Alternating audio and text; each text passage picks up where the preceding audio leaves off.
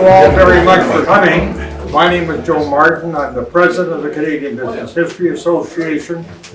And I guess I have two immediate announcements, one not so pleasant and one pleasant. The unpleasant one is, if you can believe it, is that our guest of honor is not here and will not be here.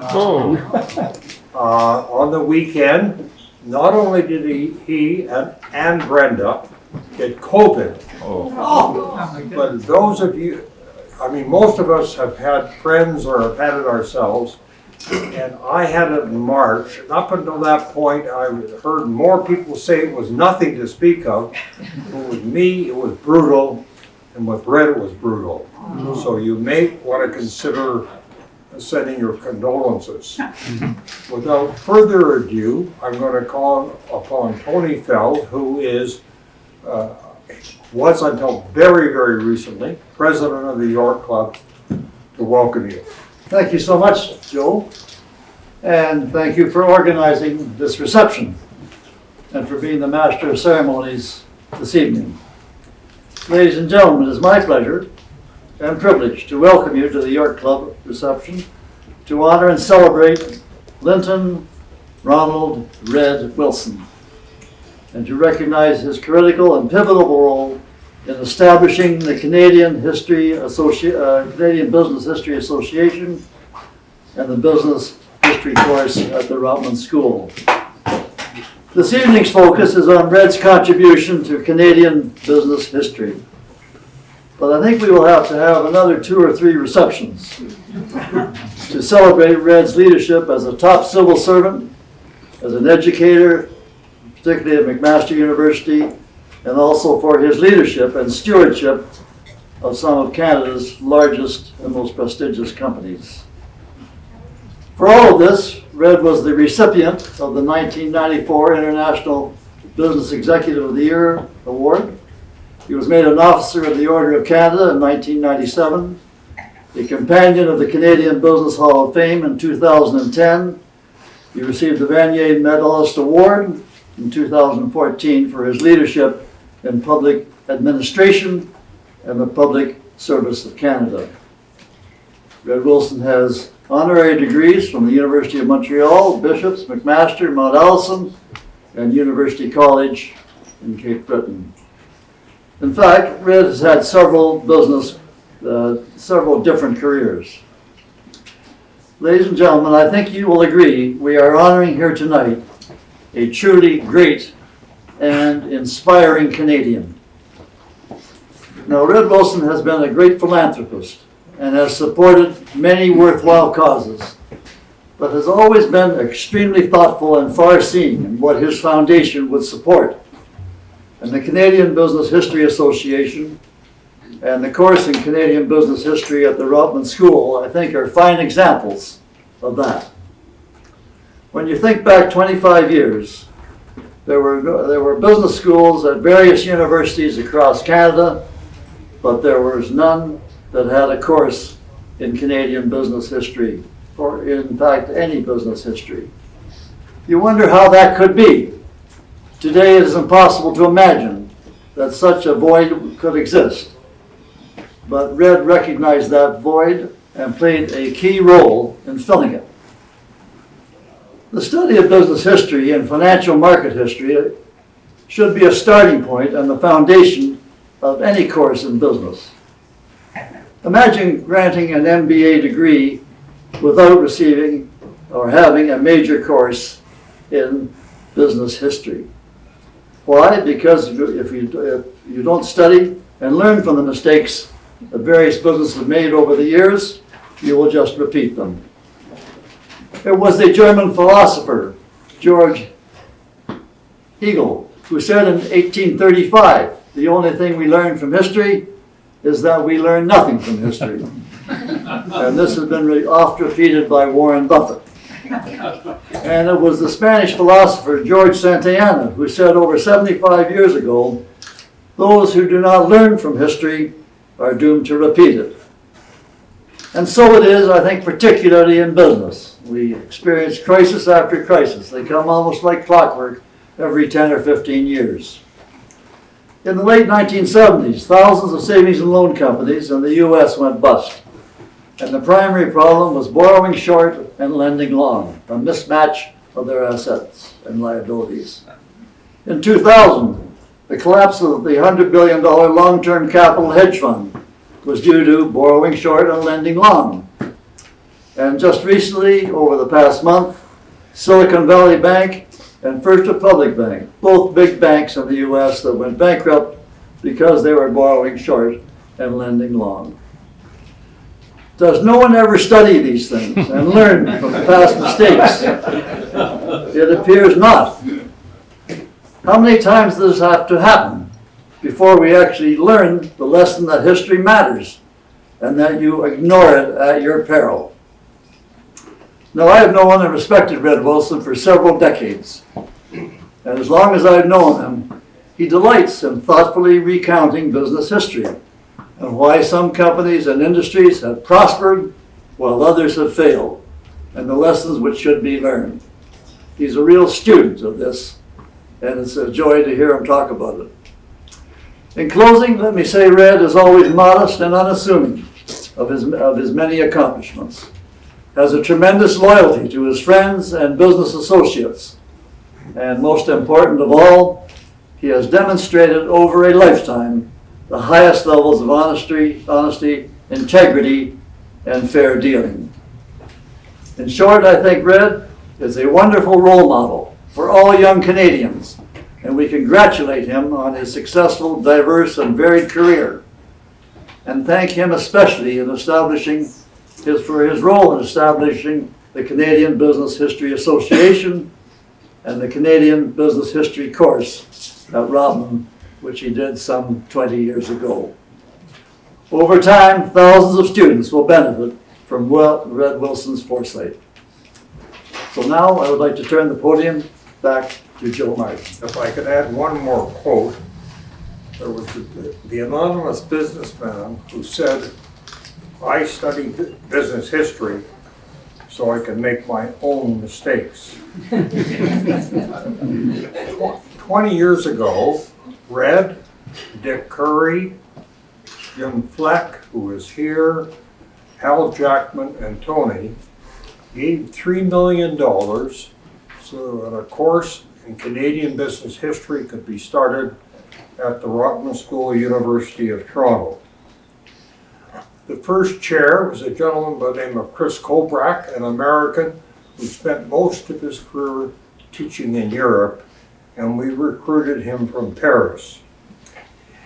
This extraordinary individual was really the inspiration for the creation of the Canadian Business History Association.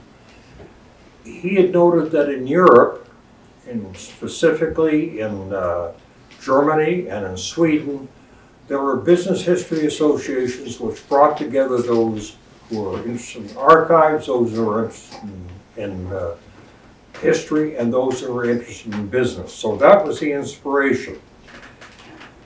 Our original motto was to preserve, and you can't have history if you don't have archives, and to present through a variety of reasons. We tend to think of that as books, but more and more there's all kinds of other media in play, including new media. Last year, we expanded that to preserve and present to engage, because we think it is very important that we engage a greater audience both in academia and in business. We've had success so far with conferences, publications, newsletter, money for fellowships, grants, and books. The success has been reflected in our membership. We have members now in every province of Canada and 4 of the border states, not only New York, but also Maine, Michigan, and Minnesota. And all of this has been done by a volunteer board with no paid staff. On our 5th year, which was the year before last, Red called and said he was going to give us $1 million. To say that I was startled is an understatement. And as I was spluttering a reply, he said, "I'm not finished." that if you can raise another $1 million, I'll match it. $3 million to an organization who had $8,500 in the bank. Many of you contributed, and it's tough to single out special people, but I do want to recognize the top 8 who accounted for 80% of the foundation. The new Law Family Foundation, $250,000. John Cleghorn family, $128,000, and John would have been here, but he's bringing one of his daughters north, and as you know, John has a great love of the Civil War, so he's visiting various battle sites, which has held him up. Louise and the late Doug Leatherdale from Minneapolis, $120,000. Our old friend Anonymous, $102,000. John Bragg from Oxford, Nova Scotia, $100,000. Mark Barnum, our Secretary Treasurer, a member of the board, $51,000. The Crawford family, represented by David Crawford here tonight, $35,000. And the Wilson Family Foundation and their board member, Michael Meehan, was supposed to be here at $30,000, but I haven't seen him yet. Going forward, with your help, because Canadian history is dying, and really business history has never been born in this country since Confederation, it is essential for our future that people start to understand the importance of business in the history of this country and all that is done for this country. But we can talk about this at another time. At this point, I'd like to call upon Professor Dimitri Anastaskis. Dimitri is the second holder of the Wilson Curry Chair of Canadian Business History at the University of Toronto and Chair of the Canadian Business History Association. Dimitri? It's a shame that Mr. Wilson cannot be here. I just wanted to thank Mr. Fell for his kind remarks about the organization, and to thank the York Club for hosting such a wonderful event. And it is very special to be able to have an event recognizing contributions to history, and particularly business history, in such a beautiful, wonderful, historic building. In fact, I always mention and discuss and talk about the home of the York Club, or Waveney, as George Gooderham, the home's first owner and builder, named it, in the lectures that I give just down the street in my class at Rotman and in my business history class in the history department. Talking about this building and how it came to be is a perfect way to teach business students about the importance and utility of history, and also to teach history students about the essential role that business has played in shaping our collective past. This idea of teaching history to business students and business to history students is an approach that our honoree this evening has had a lifetime of experience with. So I'm especially delighted on behalf of the Canadian Business History Association to recognize Mr. L.R. Red Wilson as our organization's first honorary patron. It's a great honor for him and for us to do so. Hear, hear.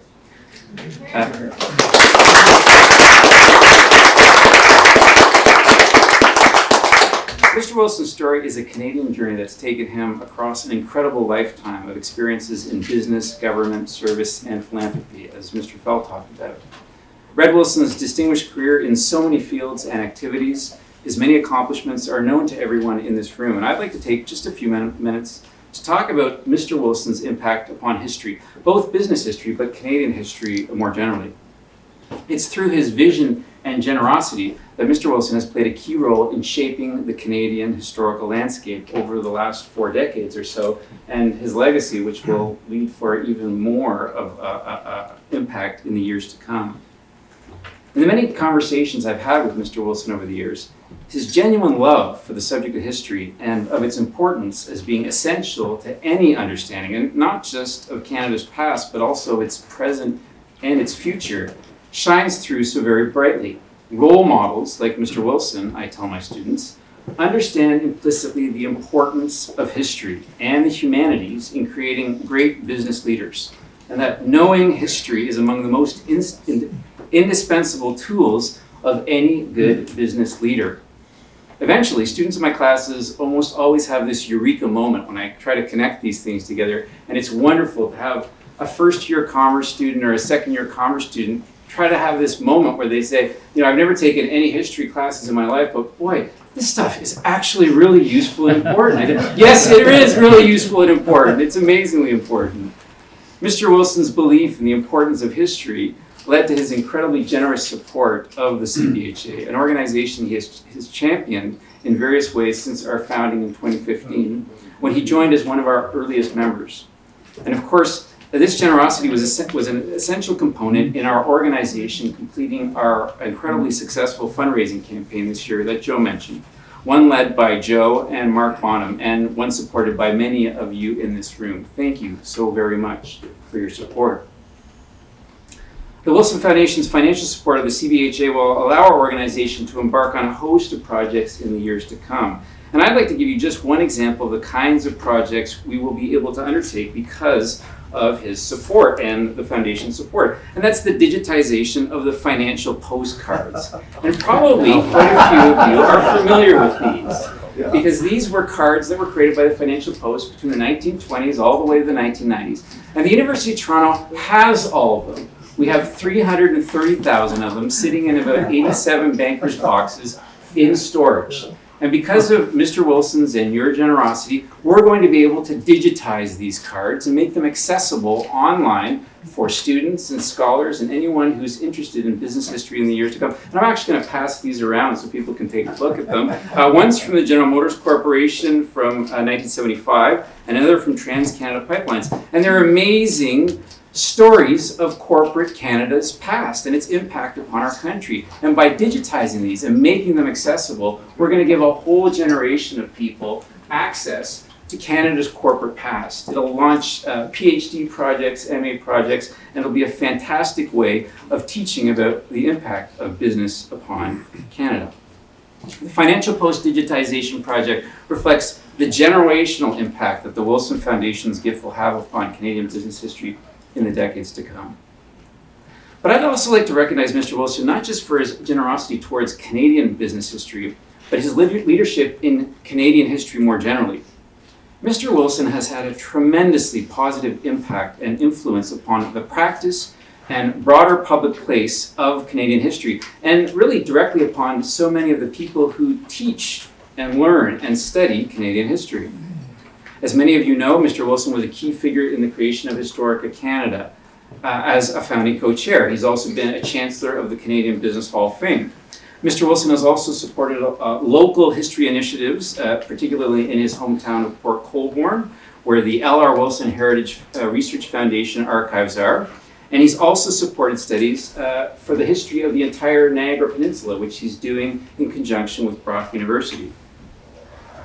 But his greatest impact upon Canadian history may have been the creation of the Wilson Institute at Mr. Wilson's beloved alma mater, McMaster University, and he does love his alma mater. The Wilson Institute and its activities are an encapsulation of Mr. Wilson's passion for history, for education, for leadership, and for Canada and its future. Since its founding in 2008, the institution's contributions to Canadian history have been immense. The Institute has been a virtual beehive of activity in Canadian history with talks, events, lectures, prizes, and support for Canadian historical publishing. But the Wilson Institute's influence can be most profoundly seen through its incredibly impressive cohort of Wilson Fellows. Between 2009 and 2021, the Institute hosted and funded at least 21 young Canadian historians as visiting assistant professors and postdoctoral fellows. And today there are Wilson Fellows have gone on to jobs at universities across this country and into the United States. They've had an amazing impact in boosting not just Canadian history and the Canadian historical profession, but the study of history in Canada. And the range of studies that these scholars have undertaken is amazing, and it's a testament to Mr. Wilson's vision. Today, we add another piece to this impressive legacy. It is my pleasure not only to recognize Mr. Wilson as the CBHA's first honorary patron, but I'm pleased to announce today the launch of the Wilson Foundation Undergraduate Essay Prize in Business History. This national annual contest will recognize the best work in business history in Canada and will be accompanied by the most generous prize of any undergraduate competition in any university, at that level in Canada. It's an amazing gift. And I could think of no better way to recognize Mr. Wilson's contributions than an undergraduate essay prize of this kind. He takes so much care and pride in his impact upon young people, especially undergraduates. Finally, I'd like to end my remarks today by offering, not Mr. Wilson, but Mr. Wilson's strong substitute, Pete Sharp, a small token of our appreciation, which I'd like you to give to him when you have a chance, which is the gift of a vintage book of Alfred, Lord Tennyson's poems. I know that Mr. Wilson is a longtime admirer of Lord Tennyson, and particularly of his 1833 poem, Ulysses, whose final words include the line, "To strive, to seek, to find, and not to yield." On behalf of the Canadian Business History Association, a thank you to Mr. Wilson. Thank you, Pete. Well, as you know, Brad's been coping with a viral infection and related ailments since last Friday. And he's asked me, as president of the Wilson Foundation, to deliver the remarks that he had prepared. Some of this is a little bit repetitive to what you've already heard, but I want to read them as Red wrote. Starting with thanking Joe, Tony, and Dimitri. Red would be very much appreciative of the extremely kind remarks, and I can assure you that he is very upset that he can't be here. He's also sorry to miss seeing several longtime friends and colleagues, Ralph Barford, Darcy McHugh, Jim Fleck, and would like us to pause to recall others who are no longer with us, such as Sir Neil Shaw, who passed away recently, and also those who simply weren't able to be here this evening, Dick Curry, Al Jackman, Brian Levitt, Tom Kierans, Murray McEwen, and others. Our gathering tonight is about progress in the development of the CBHA. And in Red's view, we really should be celebrating the efforts and accomplishments of Joe Martin. We simply can't say enough.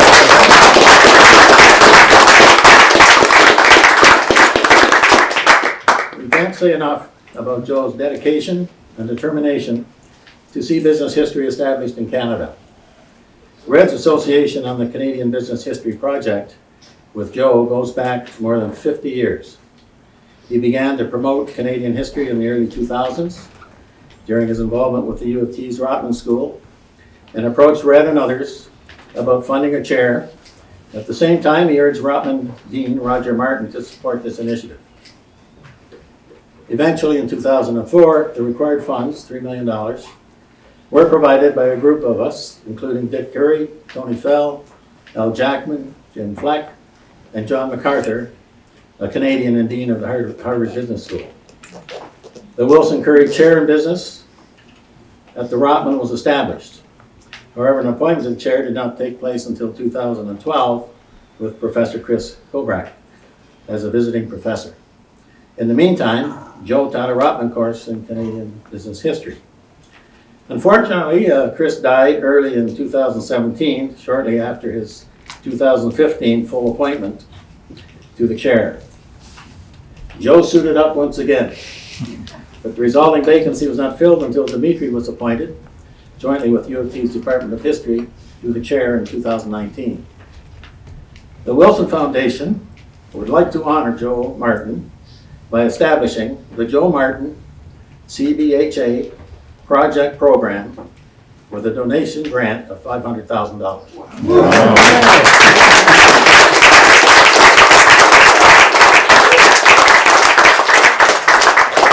Additional donations to the Joe Martin Project Fund are encouraged with the ultimate overall goal of $1 million. Project application procedures and criteria would be determined by Joe with the support of the CBHA board. So why Canadian history?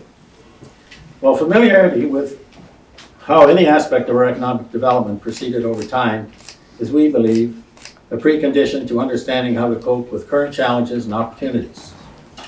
Margaret Macmillan, in reviewing Henry Kissinger's book, Leadership, 6 Studies in World Strategy, distilled Kissinger's concept of leadership as follows. Good leaders have a deep appreciation of the past and an ability to imagine possible futures. In our view, this is particularly important in business, in Canadian business, and for our aspiring business leaders. As Steve Jobs reminds us, you can't connect the dots looking forward, you can only correct them looking backwards. Business history tells us what was successful, and why and how, and what was not. Harvard Business School pioneered the case method of study some 100 years ago. It continues to be an important element in the business curriculum in business schools, including Harvard. But business history also encompasses studies of entrepreneurship, business strategy, legal and regulatory frameworks, trade agreements, government policies and programs, corporate structures, consumer responses, and managerial frameworks and cultures. It facilitates and encourages reflection on work experience with colleagues, co-workers, and competitors, assisting in understanding what works and what doesn't. We are pleased to say that business history appears to be enjoying growing support, with increasing numbers of adherents and practitioners, and in our experienced business leaders and executives with better understanding of the framework and decision-making context of the risks and opportunities, perform more confidently and generally more successfully. And of course, the learnings and lessons of business history should also be actively studied and considered by government policymakers, both domestic and international, as well as business and labor organizations, public policy think tanks, and the media. One cannot review the history of the world's most successful nations without considering their economic and business histories. The development of the CBHA is an important element in the historical framework for a better, more complete understanding of Canada's journey. So thank you to each and every one of you for your support, and particularly to Joe and Dimitri and Mark Baum and the leadership and membership of the CBHA for your dedication and successful efforts. On behalf of Brad and myself, our sincere, heartiest congratulations, and thank you all for joining us this evening.